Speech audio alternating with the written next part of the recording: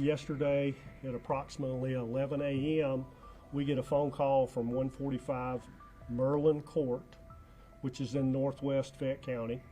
And we got a call from a man who had identified himself as a father of an individual that inside this residence was a homicide scene.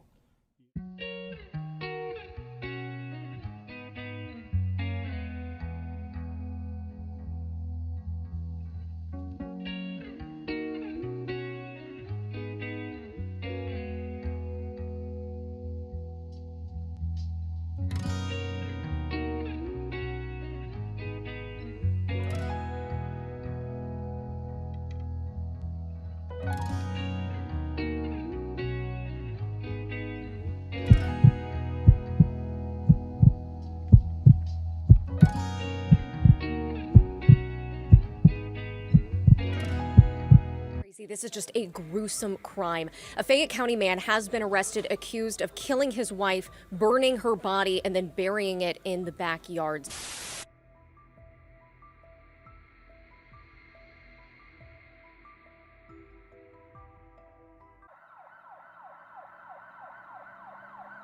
Around 11 a.m. on August 21st, Fayetteville police will receive a phone call from a male stating that his son just confessed to him that he killed his wife in self-defense and buried her body behind their home.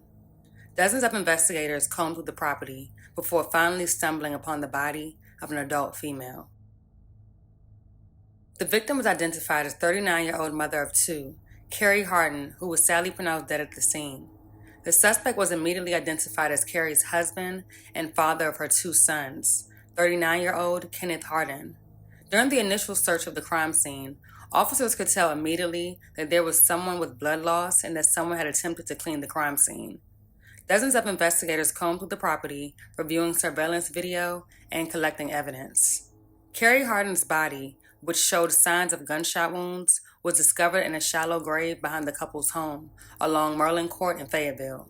According to a statement from the sheriff's office, her remains were partially burned and buried under yard debris. According to Ken Harden's father, his son had purchased a plane ticket for him to fly to Georgia. The two met at a bank where Ken handed over all of his bank accounts and other fiscal responsibilities to his father before revealing a startling confession. He stated that he killed his wife in self-defense, burned her body, and was leaving town. Apparently on the morning of August 20th, Ken and Carrie got into an argument while either Carrie, Ken, or both were under the influence of alcohol. This was never clarified. At some point during the argument, Ken claims to have murdered Carrie in self-defense. Ken's father immediately reported the incident to law enforcement. Investigators were so shocked by the boldness of the crime that they compared the case to something that they could only see on TV. Not only do you have one victim in this tragic situation, but there are multiple victims, including two young boys that now have to grow up without their mother or father. Their lives forcefully changed forever because of a cowardly act carried out by their own father, the one person who was supposed to protect them. Fayette County deputies tracked Kenneth Harden to a motel in Covington, Louisiana. With assistance from the St. Tammany Parish Sheriff's Office and the Louisiana State Patrol, Harden was apprehended by a SWAT team in his motel room without incident. Ken's initial plan was to have a shootout with police, but it seems like in the end, he changed his mind. News of the murder shocked everyone. The couple appeared to be in a happy and healthy relationship, with one person even posting, "OMG, rest in peace, Carrie Harden. Who would have ever thought? You and Ken seem like couple goals. Damn." Fayette County Sheriff's investigators are currently in Louisiana interrogating a man accused of killing his wife at their Fayetteville home. Investigators say they found his wife's body partially burned and buried in a shallow grave. Fox 5's Eric Mock joins us from the Fayette County Sheriff's Office with details about this gruesome crime. Fayette County Sheriff Barry Babb says in his almost 40 years of law enforcement experience, this is one of the more grisly crimes he's had to work. But thanks to quick work and coordination with other agencies, they were able to catch this suspect, even though he'd fled all the way to Louisiana.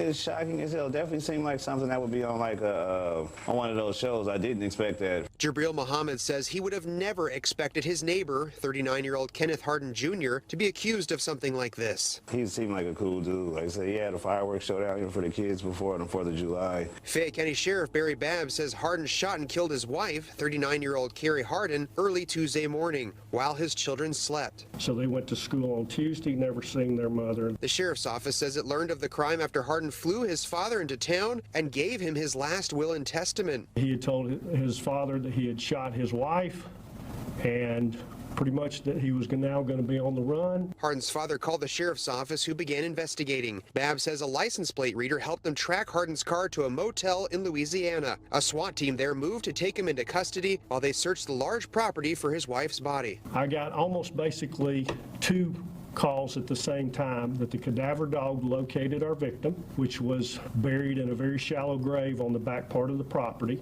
and at the same time that the St. Tammany Parish Sheriff's Office took him into custody without incident. Sheriff Babb says the body was partially burned. He says Fayette County investigators got on the first flight to Louisiana Thursday morning, where they've apparently had no trouble interviewing Hardin. He is completely cooperating to the point that I will tell you that Captain Lee, who has been an investigator at least 3 decades, said I've never had a homicide suspect want to tell us everything. Sheriff Babb says so far the motive they've gathered from Hardin was a late-night domestic dispute mixed with heavy drinking. 39-year-old Kenneth Hardin was arrested in Louisiana and is being held at the St. Tammany Parish Correctional Center as a fugitive from justice. He is currently awaiting extradition to Georgia to face murder charges. The couple's 2 children, who are in elementary school and middle school, are in the care of the family. The case remains ongoing. What was yesterday at approximately 11 a.m., we get a phone call from 145 Merlin Court, which is in northwest Fayette County, and we got a call from a man who had identified himself as a father of an individual that inside this residence was a homicide scene. He had related that his son had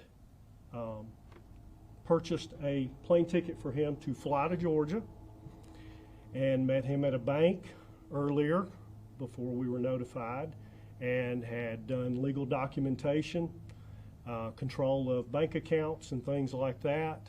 Told his father, which we would identify the suspect as Kenneth Hardin Jr., 39 years of age, that he had told his father that he had shot his wife, and pretty much that he was now going to be on the run, that their 2 children, and the victim would be his wife, and their 2 children were in school, an elementary age child and a middle school child. So part of the timeline is we are very sensitive to what these children know, and wanted to make sure that that was in line, among other things. So when the officers got on the scene, they cleared the house. It's a very large, very nice house, nice neighborhood. Matter of fact, the neighbors had told us that they were good neighbors, no issues. I think we had 2 previous calls for service there, which were very benign, like maybe a suspicious situation in the neighborhood where they had called something in. So nothing that would alert us that there were any past problems or future problems to be at this residence. So at that point, the officers cleared the residence. This house was almost 7,000 square feet, had some out structures as well, but the officers could definitely tell immediately that there was somebody with some blood loss and that somebody had attempted to clean this crime scene. Now, this was yesterday morning. So investigators went to work. By the time I got to the scene, we had a full crew there. We even called in our veteran crime scene investigator who's probably been on every homicide scene, every major case. He came in because he was off. We brought in everybody. And that's one of the things that was really tremendous to see is probably within moments, we had leveraged probably 2 dozen or more veteran officers to start working this case. The children were immediately taken care of because in this situation where we feel like we have a suspected gunman, which is actually going to be these children's father, that we wanted to make sure that the schools were safe and that the children were safe. So we immediately worked with the agencies where these children were located and that the children were taken care of. So when I walked through the crime scene, and I'll give you my perspective, when I walked through the crime scene, obviously you could see that somebody had tried to clean it up. So if this was a crime scene that had some age on it. We did learn from the children that they had not seen their mother since Monday, counting that yesterday was Wednesday. So the thing that really struck me was the amount of surveillance equipment at this house. There were cameras all over the acreage that it had. It was several acres, all over the acreage, and there were cameras all throughout the house. I stood and looked at a multiplex screen of how many cameras that you could see and the angles and the positions. And anytime I see a camera set up like this, I'm also thinking covert. So I actually spoke to the captain investigator on the scene and said, assume you are recorded and your suspect is listening to you. Now, I will tell you that that came true. He actually admitted that. So at that point, everything, we knew we were dealing with somebody that now, from the DVR on the scene, we were losing some hours during the middle of the night on Tuesday morning. I call it middle of the night, but Tuesday morning, we were losing a section of that. So we pretty much inferred that that was probably the time of the homicide. But here's what's interesting. We didn't have a body. And I think you probably picked up on that we did not have the victim, which should be Carrie Harden, also 39 years of age, which is the wife and the mother of those two boys. So we still were able to move with probable cause and secure a homicide warrant, secure the search warrant, obviously, before we actually started any kind of investigation within the house. And we started now trying to leverage, like most agencies do now, leverage technology to get a tactical advantage against our suspect. Because there's three things really, and I've said this before in press releases, there's three things that are very important to me as the head of this agency. And number one is public safety, obviously. Do we have a threat to our community? Do we have a threat to anybody's community? But do we have a threat also against law enforcement? Because one of the other things that was very obvious was a large amount of weapons, large amount of firearms. At that point, you know, my first thought is I'm wearing a mourning badge or a mourning band across my badge, like the other officers here at the sheriff's office, because we are in a state of honoring a fallen deputy in Paulding County. So we know that we have a suspect on the run, and now we know that after meeting with his dad Wednesday morning at the bank here locally, that now he's got a pretty good jump on us. So that's where Major Harper and his team came into really into their own and started, and we did use some tag reader technology, but he made cases against that. So we were really running blind for a long time. But because of some key components in the investigation, and I did talk about the one thing, which is public safety. The second thing is the most important thing after that is really, for me, and I know for all these officers, it's we want to do the best job possible for the victim. We want to do the best possible job for the survivors of the victim. And so we have to maintain the integrity of the case, which is my third factor. So we won't tell you about some of this stuff because we still can have a trial. It could be a capital punishment case. And I know that when I talk to anybody in the community, I can be talking to a future juror. And so we want to always keep that in mind because of the victim and giving her the best shot of justice that we can possibly do. But all that being said, Major Harper started looking at the time frame where he could be and actually came up with a pretty good conclusion that with the time frame and one of the last hits in Georgia, off a tag reader that he might be in Louisiana. So while he was in the process of trying to find some agencies, including the Louisiana State Police, that could help us, we were able to use some other tactics, and we actually were able to locate his vehicle in Covington, Louisiana. We immediately reached out to the Louisiana State Police to let them know that, and also from your press release that we handed out, the St. Tammany Parish Sheriff's Office. And let me just say that they went to bat for us wholeheartedly. Huge team effort on their part as well.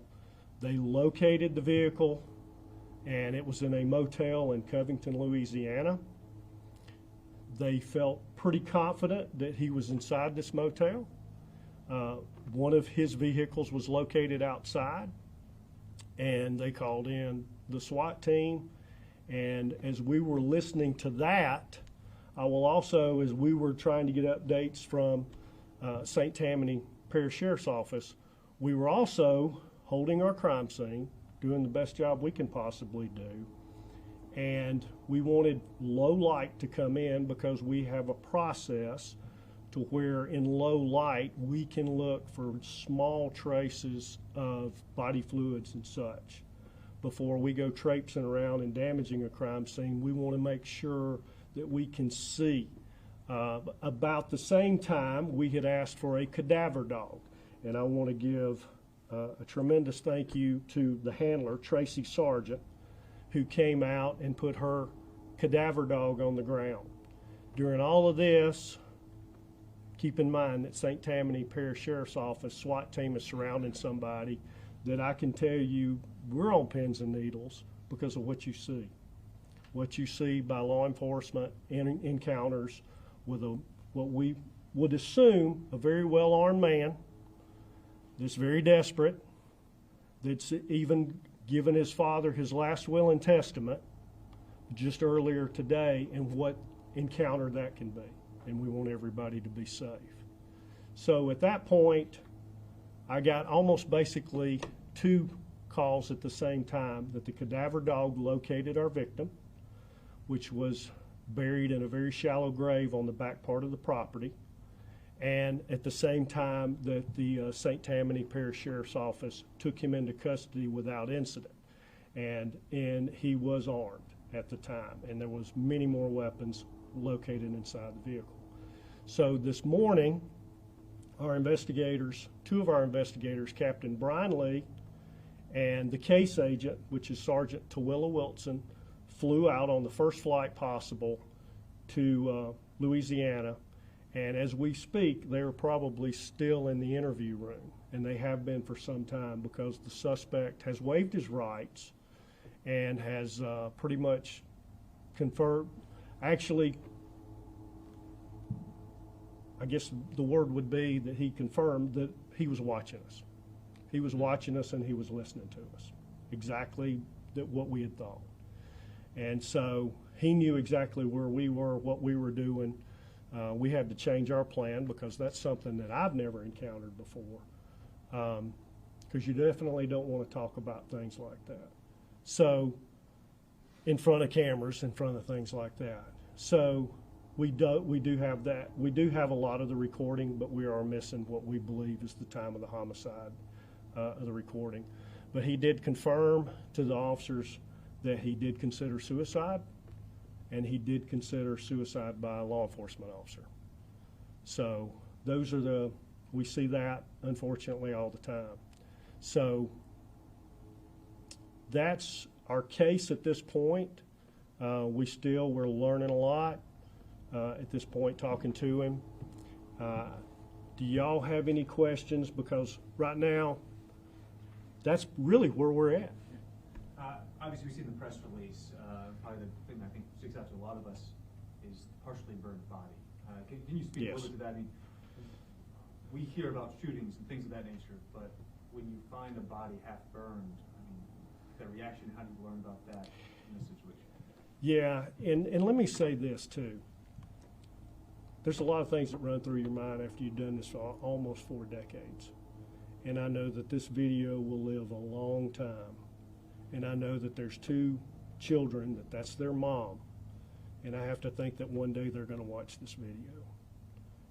Hopefully when they can digest that, when they can, deal with that process, and it's not something they see anytime soon. So I'm always careful about knowing that. And so at this time, all I want to say is it was partially burned, and that everything appears that she died by gunshot wounds. And do we have any details on what led to this? We do know alcohol was involved from his testimony, because you got to understand we're looking at a crime scene that's well over 24 hours old, and that's been cleaned up. But we definitely know that alcohol's involved, and it was a domestic dispute that ended in gunfire. Where were the children in between the last time they saw their mom and when you all were alerted to the crime? The children had not seen their mother since Monday, and we believe that the homicide took place between 2 a.m. and 6 a.m. on Tuesday. So they went to school on Tuesday, never seeing their mother. They went to school on Wednesday, never seeing their mother. There is another person that lives at this residence that is a relative to the decedent and gave us some additional information as well. So I think that about covers it. Major, do you have anything? Or pretty much, they tried to make it life as usual for them so that they didn't realize what had occurred. Yeah, the father and tried to make it life as usual. Is this person who was in the house going to face any charges? Not at this time, because I don't think they knew about the case from what we know right now until he filled them in about the same time he filled his father in, who, after leaving the bank, came to the residence. And not sure if he entered the house or not, but he did call us from the driveway, and then we cleared the house. So, like I said, this is where we are. He's still in an interview room with our 2 investigators. We've still got a lot of background investigation to do, and we don't even know certain things that we would pick up on pretty quickly, just because we don't even know what Mr. Harden does for a living. So, but I can tell you, I feel like that he had enough time, that he had a plan, he had an exit, he figured out what he wanted to do, and we'll even learn more, I'm sure, as the time goes on. But I think that about covers it. I think you probably can see why we wanted to do a press release on this. Yeah, just one last question for you. I mean, on a personal level, I mean, when you see this with 2 kids now left without their mother, most likely without their father for a long time, and especially the conditions that this led to, a partially burned body, a shot mom, I mean, how does this hit you personally? Personally, I don't think anybody can do this very long and not tote some of it, because you deal with people, you take on their tragedies. I don't think you can do this job and not take it on. But I think, a good officer, and like I said, I'm almost going into my 4th decade, you stay in the fight, so to speak, and you know that somebody out there needs justice. And like a case like yesterday, my number one thing was public safety, not just for the public, but it's for officers. And knowing where he is, we knew he wasn't anywhere around here because of one of the last tag reads. But before, I feel like he made a lot of changes to keep from being read anymore, because it's pretty common knowledge. But yeah, you realize that if you know how to do this job, you want to do it for the right reasons, and you want to take care of those victims, and that's what you do. And then one day, maybe when this career is over, you'll probably digest it, and you'll probably go, how did we do it? Sheriff, has he confessed to your investigators? He is completely cooperating, to the point that I will tell you that Captain Lee, who has been an investigator at least 3 decades, said, I've never had a homicide suspect want to tell us everything. And I asked him over the phone, on speakerphone, just minutes before y'all came in here, do you believe him? And he said, absolutely. So we feel like he is actually telling us the real story. And the tragedy is here was a family that has now completely imploded, and you've got more than one victim that's deceased. You've got a lot of victims, especially those little boys. And as far as in your experience, like you said, almost 4 decades, how rare is something like this to happen in Fayette County? You know, we don't have that many homicides, thankfully, very thankfully, because it's a great community, and we get a lot of good feedback in our community. We're very appreciated. It is very uncommon, but when it happens, and I can't reiterate this anymore, when it happens, to watch this agency pull together. I've even got admin staff, not law enforcement, that were making sure the officers on scene were getting, food, water, anything they need. Everybody pulls together. It's pretty incredible to watch it. And we've got such talent that you can see in a case like this that if it wasn't for some really smart investigators, this could have been very tragic. I think it was handled so well. And that's another thing that we had to do was the timeline, really, because you've got a sheriff in Louisiana that wants to tell his people what's going on. We need to tell people what's going on. But then at the same time, we also have to think we want to make sure these kids are taken care of and they don't hear the wrong things at the wrong time. So, I don't know, does that answer your question? Okay? Sheriff, Yes, ma'am. is it fair to say that with the cooperation, Mr. Hardin has expressed remorse? Am I understanding that? Did you say that, or? Well, what I would say is at this point in time, upon his reflection, that he didn't choose a bad path yesterday by allowing himself to be taken into custody.